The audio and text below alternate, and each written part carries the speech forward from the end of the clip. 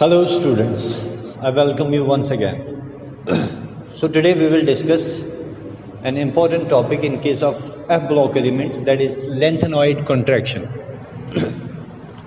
आज हम जो टॉपिक पढ़ेंगे that is lengthenoid contraction.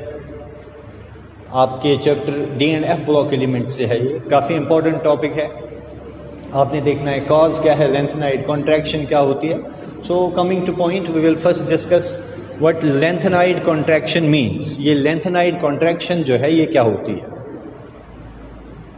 तो जनरली अगर बात करें हम, आपने देखा है पीरियडिक टेबल में अगर आप डाउन द ग्रुप जाते हो, for example in case of group first elements जहाँ पे है lithium, sodium, potassium, rubidium, caesium and francium.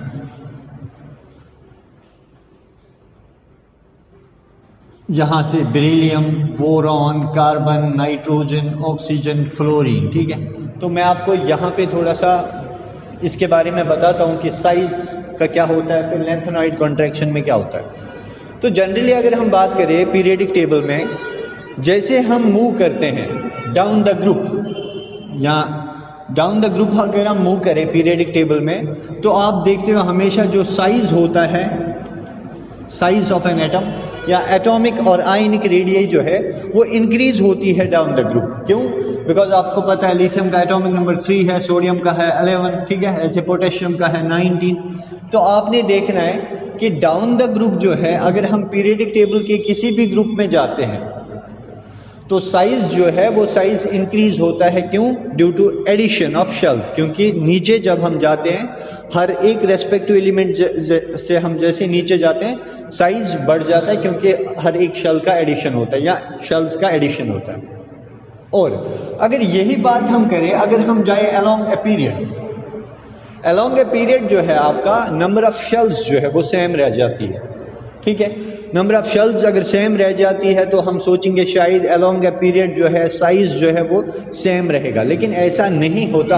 अगर आप देखो इस फैमिली में, आप ग्रुप नंबर यहाँ पे अगर आप देखोगे lithium, beryllium, boron, carbon, nitrogen, oxygen, fluorine, क्योंकि इन सभी में 2 शेल्स होंगी तो साइज ऑब्वियसली आप सोचोगे सेम होगा, लेकिन साइज सेम नहीं होगा. As we move towards right side of the periodic table, एक चीज़ है जिसे हम बोलते हैं इफेक्टिव न्यूक्लियर चार्ज. वो इफेक्टिव न्यूक्लियर चार्ज बढ़ जाती है, जिसकी वजह से साइज जो है कम होना स्टार्ट होता है. इसका मतलब जो न्यूक्लियस है, ये मान लो आपका न्यूक्लियस, ये बाहर वाला इलेक्ट्रॉन, ये इसको अपनी ओर खींचेगा, अट्रैक्ट करेगा, resulting in contraction of size. Clear? So ये चीज़ हमने देखा कि size increase down the group कैसे होता है, अलोंग ए पीरियड डिक्रीज होता है. बट अगर हम देखें लेंथेनाइड्स के केस में, तो बच्चों ध्यान रखना आप, अगर हम देखें लेंथेनाइड्स के केस में, लेंथेनाइड्स हमारे पास जो स्टार्ट होते हैं दो स्टार्ट फ्रॉम लेंथेनम. लेंथेनम से स्टार्ट होते हैं, लेंथेनम, इसका एटॉमिक नंबर है 57. अगर हम लेंथेनाइड्स के केस में लेंथेनम से स्टार्ट करते हैं और जाते हैं ल्यूटिडियम की ओर, ल्यूटिडियम having atomic number 71. in case of lanthanides, अगर हम मूव करते हैं from lanthanum having atomic number 57 to lutetium having atomic number 71, हमें क्या दिखता है, वो इसी मतलब हमें एक डिक्रीज, ग्रेजुअल डिक्रीज नजर आती है साइज में, जो कि एटॉमिक या आयनिक रेडियस, मतलब एटॉमिक रेडियस जो है या आयनिक रेडियस जो है इन एलिमेंट्स का, जैसे हम अलोंग ए पीरियड जाते हैं दैट स्टार्ट्स टू डिक्रीज. वो क्या होता है? डिक्रीज, श्रिंक होता है. इसका मतलब अगर हम सोचे हम जाते हैं along a period from lanthanum to lutetium, इसका एटॉमिक नंबर है 57, इसका है 71, तो ग्रेजुअली आप सोचोगे कि इसका साइज बड़ा होगा. लेकिन लेंथेनाइड्स के केस में ये चीज़ नहीं होती. लेंथेनाइड्स के केस में ये चीज़ नहीं होती. अगर हम मूव करते हैं लेंथेनम से ल्यूटिडियम की ओर, जो साइज है इनका that starts to decrease. Size में क्या चीज़ आएगी? इनका atomic radius as well as ionic radius जो है वो डिक्रीज हो जाएगा. अच्छा, ऐसे क्यों होता है? हाउएवर एटॉमिक नंबर तो बढ़ जाता है, लेकिन साइज क्यों कम होता है? इस चीज़ को बोलते हैं हम, इसी चीज़ को हमने डिस्कस करना है, जिसे हम लेंथेनाइड कॉन्ट्रैक्शन का नाम देते हैं. Actually these elements are called as lanthanoids because these follow the element lanthanum. इन एलिमेंट्स को हम लेंथेनॉइड्स बोलते हैं, बिकॉज ये लेंथेनम को फॉलो करते हैं, लेंथेनम को। अब देखते हैं हम, जैसे हमने लेफ्ट से राइट मूव किया, हमने देखा कि इनका जो एटॉमिक साइज है, जिसमें आयनिक रेडियस या एटॉमिक रेडियस इनकी हम लेते हैं, वो डिक्रीज होता है। क्यों होता है उसके लिए मैं आपको रीजन बोलता हूँ। What is the cause for lanthanoid contraction? First you should understand what lanthanoid contraction means. Lengthenite contraction means gradual decrease in atomic size, that is atomic as well as ionic radii from lanthanum to lutetium। मतलब कि जैसे हम lanthanum से lutetium की ओर जाते हैं तो यहाँ इनका साइज जो है वो डिक्रीज हो जाता है। ड्यू टू दैट डिक्रीज इनका जो साइज है वो कम हो जाता है। इसका मतलब अगर हम lanthanum का साइज देखेंगे वो बड़ा होगा, lanthanum का साइज देखें, फिर lutetium का वो छोटा होता जा रहा है। हाउएवर एटॉमिक नंबर बढ़ रहा है। तो ये आ गई लेंथेनाइड कॉन्ट्रैक्शन की बात। अब ये कैसे बढ़ जाता है या साइज कैसे कम होता है? क्योंकि मैंने कहा था जनरल पीरियडिक टेबल में आपको ट्रेंड एक मैंने बता दी कि वहाँ क्या होता है, लेकिन यहाँ पे आपने ये चेक करना है कि अगर एटॉमिक नंबर बढ़ जाता है तो साइज भी बढ़ना चाहिए, लेकिन ऐसा नहीं होता। अगर आप इनकी आयनिक रेडियस देखें, सपोज अगर हम देखें La3 positive, lanthanum 3 positive ion, और साथ में देखें ल्यूटिडियम 3 पॉजिटिव आयन की। अब हम देखेंगे आयनिक रेडियस, यहाँ तो हमने एटॉमिक रेडियस देखा, अब देखेंगे आयनिक रेडियस। अगर आप लेंथेनम 3 पॉजिटिव से मूव करते हैं ल्यूटिडियम 3 पॉजिटिव की, तो आपको वहाँ भी डिक्रीज नजर आती है साइज में। वाई इज दिस डिक्रीज दियर? ये किस वजह से है, ये डिक्रीज क्यों होता है ये साइज? इसके लिए मैं आपको बताऊंगा रीजन क्या है। What are the reasons for lanthanide contraction? देखो बेटा, ये जो एलिमेंट्स है इनमें जो लास्ट इलेक्ट्रॉन है दैट एंटर्स 4f सबशेल, ठीक है ना, वो 4f सबशेल में जाता है। What is the cause for lanthanide contraction? Lanthanide contraction तो आप समझ गए कि अगर हम मूव करते हैं फ्रॉम लेंथेनम टू ल्यूटिडियम, जो साइज है वो डिक्रीज हो जाता है। उसके लिए कॉज क्या है? देखो बेटा, इनमें लास्ट इलेक्ट्रॉन जो है वो कहाँ पे फिल होता है? 4f सबशेल में। चलो, अगर 4f सबशेल में फिल होता है इलेक्ट्रॉन, तो इसका क्या वास्ता यहाँ इसके साथ? What is the relation of this filling of 4f subshell with contraction of size? ये मैं बताता हूँ आपको।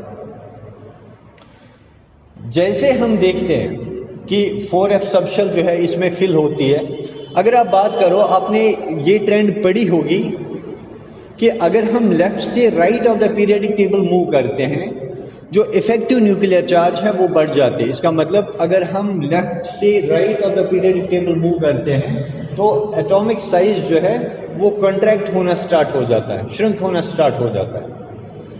अब श्रिंक होने से क्या होगा? श्रिंक होने से जो एक चीज़ आपको पता चलेगी कि साइज श्रिंक होगा, कॉन्ट्रैक्शन होगी, मतलब साइज डिक्रीज होगा। लेकिन देखा जाता है कि ऑलमोस्ट साइज जो है, अगर आप 3D ट्रांजिशन की बात करूं मैं यहाँ पे उसको लेके एग्जांपल दिखाता हूँ आपको। 3D ट्रांजिशन सीरीज जिसमें हमारे पास एलिमेंट है scandium, titanium, vanadium, chromium, manganese, iron, cobalt, निकल, कॉपर एंड जिंक। ध्यान से सुनना इस चीज़ को। स्कैंडियम का atomic number 21, 22, 23, 24, 25, 26, 27, 28, 9 and this is 30। तो ये आता है आपका अलोंग ए पीरियड, ठीक है। ये 3D ट्रांजिशन सीरीज मैंने ड्रा की। तो अलोंग ए पीरियड क्या होता है? मैं कहता हूं आपको, स्कैंडियम का एटॉमिक नंबर क्या है? 21, जिंक का क्या है? 13। बताओ, साइज जिंक का बड़ा होगा, स्कैंडियम का बड़ा होगा, तो हम कहते हैं इनका साइज जो है वो ज़्यादा बड़ा नहीं होता, सेम साइज होता है। यहाँ पे साइज में ज़्यादा डिक्रीज शो नहीं होती। क्यों? अब मुझे आप बताओ, अलोंग ए पीरियड जैसे हम मूव करेंगे टुवर्ड्स जिंक, तो साइज जो है वो अगर बड़े भी ना लेकिन सेम रहना चाहिए। लेकिन right of the periodic table आप कहते हो कि साइज जो है वो थोड़ा सा कॉन्ट्रैक्ट हो जाता है। अगर साइज कॉन्ट्रैक्ट हो जाता है, साइज में कॉन्ट्रैक्शन हो जाती है, तो ये तो फिर छोटा होना चाहिए, इसका साइज, एटॉमिक साइज तो छोटा होना चाहिए, निकल का भी। इनके केस में आप देखते हो ये जो सीरीज है 3D ट्रांजिशन सीरीज, इनमें बेटा जो फिलिंग होती है, लास्ट इलेक्ट्रॉन कहाँ फिल होता है? 3D में। अगर 3D में फिलिंग होती है इलेक्ट्रॉन्स की, इसका मतलब जो 3D है, अब यहाँ पे 3D जो है आपका 3D, ये न्यूक्लियस, याद रखना ये न्यूक्लियस, ये मान लो 3D है, ये आपका न्यूक्लियस आ गया, ये आ गया last outer most electron. Clear? अब 3D के केस में कहा जाता है as we move from scandium to zinc, जो साइज है दैट रिमेन्स ऑलमोस्ट सेम, वो डिक्रीज नहीं होता। However there is an increase in nuclear charge, nuclear charge होती है टुवर्ड्स राइट ज़्यादा, लेकिन साइज भी कॉन्ट्रैक्ट नहीं होता। क्यों? बिकॉज जो ये न्यूक्लियस जो है ये इस इलेक्ट्रॉन को अपनी ओर अट्रैक्ट करेगा, साइज श्रिंक करेगा, इसमें 3D एक इफेक्ट कॉज करता है that is called shielding effect. इसका मतलब ये बेटा 3D में आपका न्यूक्लियस ये हो गया आपका बाहर वाला इलेक्ट्रॉन, क्योंकि न्यूक्लियस पॉजिटिवली चार्जड है, इलेक्ट्रॉन नेगेटिवली चार्जड, तो ये क्या करेगा, इसको खींचेगा। लेकिन लास्ट इलेक्ट्रॉन कहाँ फिल होता है? 3D में। तो इन दो के बीच में 3D शेल होती है जो शील्ड करती है इसको, मतलब जो लास्ट वाला इलेक्ट्रॉन है इसको शील्ड करती है वो, that is called as shielding effect. इसका मतलब 3D शील्डिंग करता है, इस वजह से न्यूक्लियस आउटर मोस्ट इलेक्ट्रॉन को नहीं खींच पाता, जिसकी वजह से साइज कॉन्ट्रैक्ट उतना नहीं होता। क्लियर? ये बात आ गई 3D ट्रांजिशन सीरीज के केस में, क्योंकि यहाँ शील्डिंग कौन करता है? 3D। तो मुझे बताओ आप, ऐसा क्यों नहीं होता इन केस ऑफ लैंथेनॉइड्स? अब बात है 3D में भाई साइज जो है from scandium to zinc almost same रहता है। अब अगर ये साइज सेम रहता है, वहां पे 3D शील्डिंग करता है, तो यहाँ पे लैंथेनाइड्स के केस में शील्डिंग क्यों नहीं होती और साइज क्यों सेम रह जाता है?